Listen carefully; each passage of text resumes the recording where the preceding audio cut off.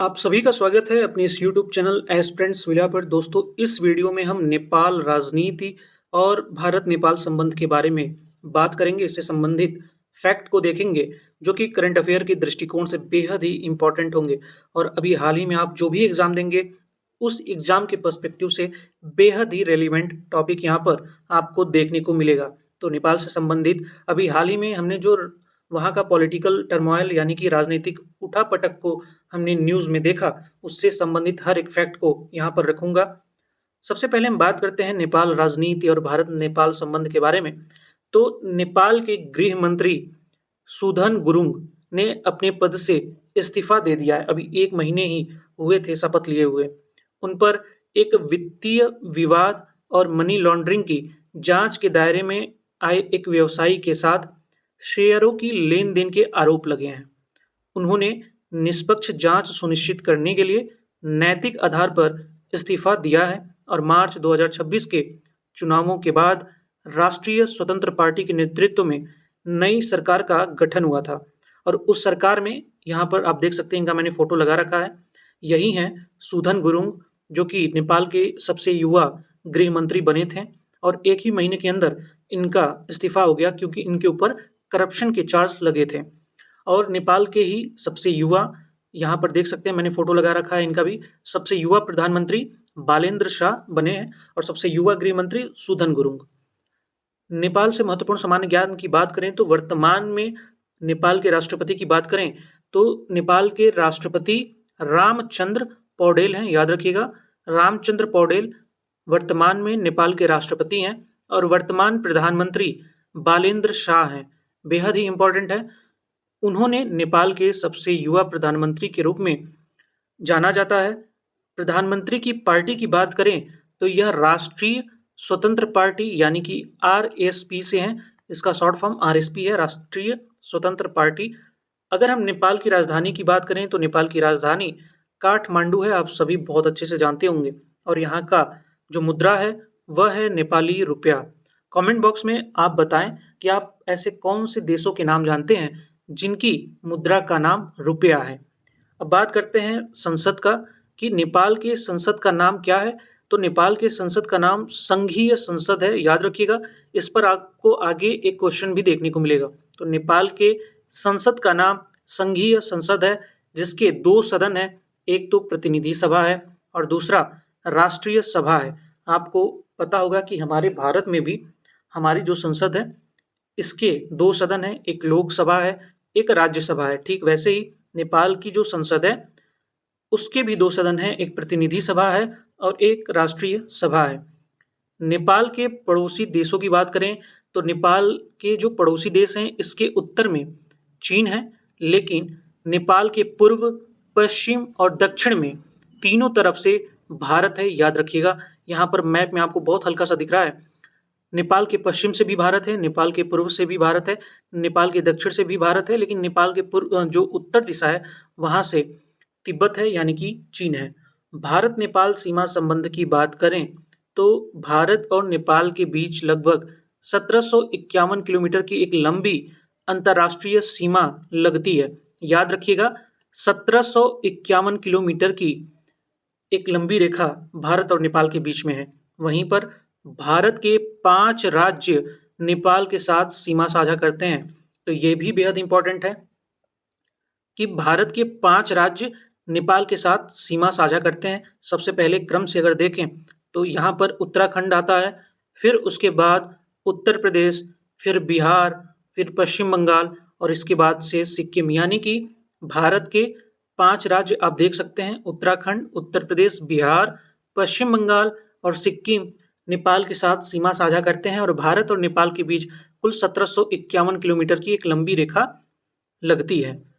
उत्तर प्रदेश और नेपाल सीमा की भी बात कर लें, जो कि परीक्षा के दृष्टिकोण से बेहद ही महत्वपूर्ण तथ्य यहाँ पर बनते हैं।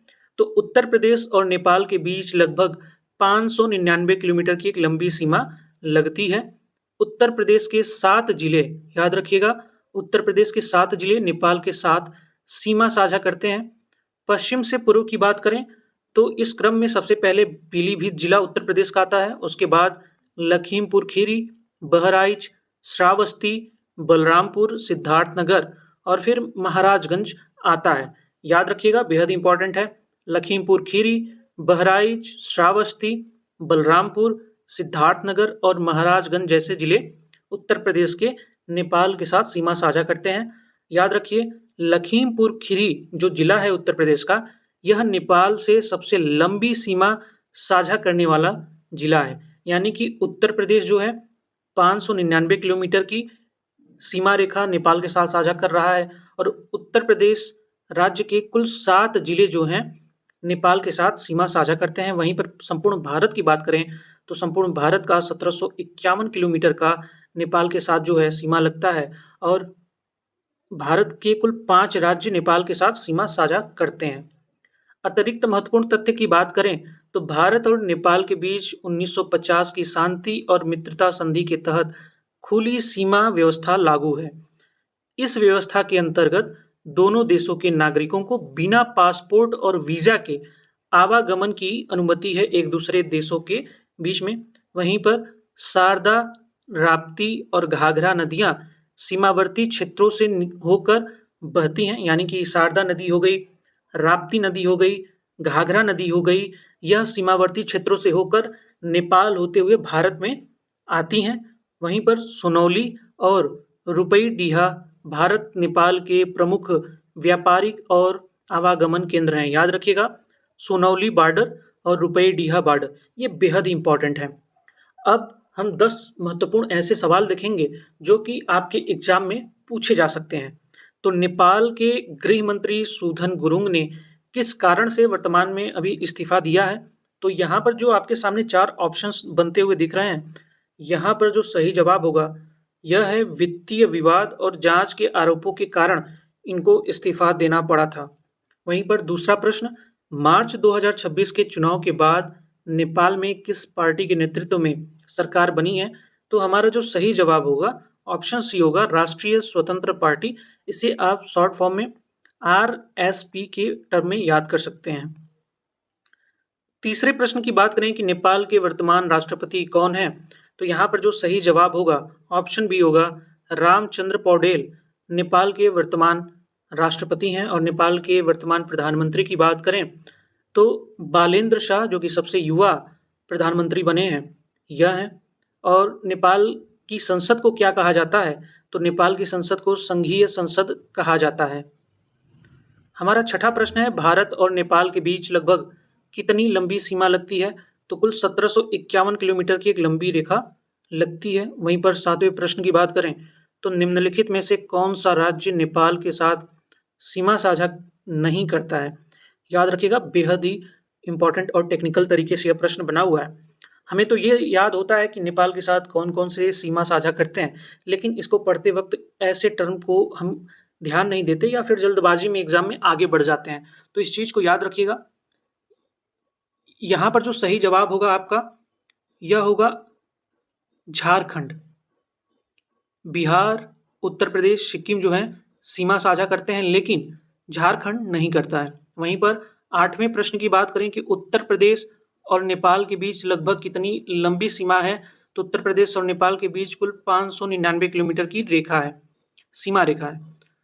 9वें प्रश्न की बात करें, उत्तर प्रदेश का कौन सा जिला नेपाल के साथ सबसे लंबी सीमा साझा करता है?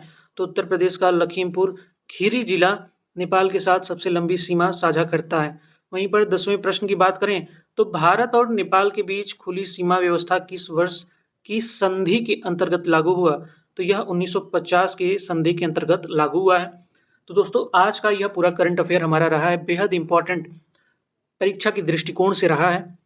अभी तक यदि आपने हमारे चैनल एस्पिरेंट्स विला को सब्सक्राइब नहीं किया है तो जरूर सब्सक्राइब करें। टेलीग्राम चैनल का लिंक इस वीडियो के डिस्क्रिप्शन में आपको देखने को मिलेगा। आप चाहें तो हमारे टेलीग्राम चैनल को भी ज्वाइन कर सकते हैं, जहां पर एग्जाम से रिलेटेड जो भी फैक्ट्स होते हैं, जो भी जानकारी होती है वहाँ पे शेयर की जाती है और कुछ स्टडी मटेरियल भी वहाँ पर आपको साझा किया जाएगा।